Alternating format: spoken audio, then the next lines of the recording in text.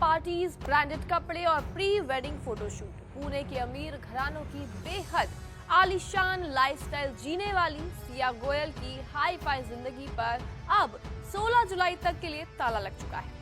मंगेतर केतन अग्रवाल की हत्या की मुख्य आरोपी सिया गोयल अब अपने प्रेमी चेतन चौधरी के साथ येरवाड़ा जेल के अंदर सलाखों के पीछे है।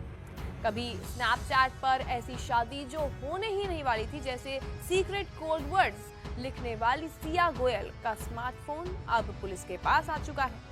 जिस लूलानगर क्लब में बैठकर मर्डर की रिहर्सल करने की जो वाली फुटेज सामने आई, वहां पुलिस ने पंचनामा कर दिया है। कोर्ट के बाहर मीडिया के कैमरों को देखकर मिडिल फिंगर दिखाने वाली जो सिया है, उनका सारा का सारा जो एटीट्यूड था जेल के कड़े मैनुअल के सामने ढीला पड़ चुका है। सिया अभी विचाराधीन कैदी यानी कि अंडर ट्रायल प्रिजनर है, इसलिए वो जेल में अपने साधारण सिविल कपड़े पहन सकती हैं, जो कि अब दिखाया ये जा रहा है कि वो 30 ऐसा दावा किया जा रहा है सोशल मीडिया पर कि वो 30,000 रुपए के कपड़े पहनकर जेल पहुंची है। लेकिन उनकी जो असली लग्जरी है, लाइफ है, जो पूरी तरह से खत्म हो चुकी है। सुबह करीब 5:30 बजे करीब अलार्म जब बजता है, उस पर उठना पड़ता है, बैरक की ठंडी जमीन पर चटाई बिछाकर सोना पड़ता है और शाम के 6 बजे से पहले जेल का सादा भोजन खाना पड़ता है। यही अब सिया की नई हकीकत है, लेकिन कहानी यही खत्म नहीं होती है।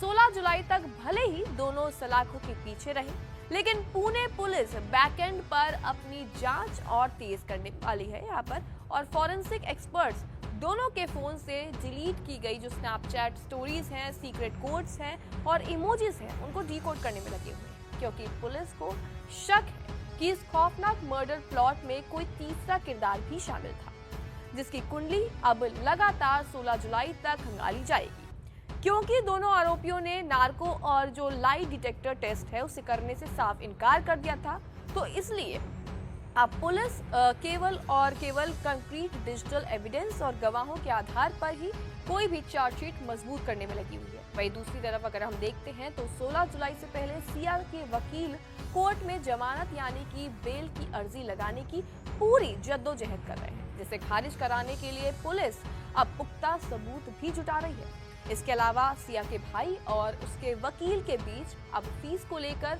जो 10 करोड़ रुपए की मानहानि का विवाद खड़ा हो चुका है, उस पर भी अब इस दौरान स्थिति साफ हो चुकी है। दरअसल बता दें कि नवंबर में होने वाली शादी को रोकने के लिए लोहागढ़ किले की 350 फीट गहरी खाई में केतन को धक्का देने वाली जो सिया है, उनको क्या अपने किए पर कोई भी पछतावा है, या फिर 16 जुलाई को कोर्ट में कोई नया कानूनी पैंतरा देखने को मिल सकता है। आपको क्या लगता है इस स्टोरी के बारे में, इस खबर के बारे में? कमेंट सेक्शन में हमें जरूर बताएं। बाकी तमाम ऐसी जानकारियों के लिए बने रहिए न्यूज़ के साथ।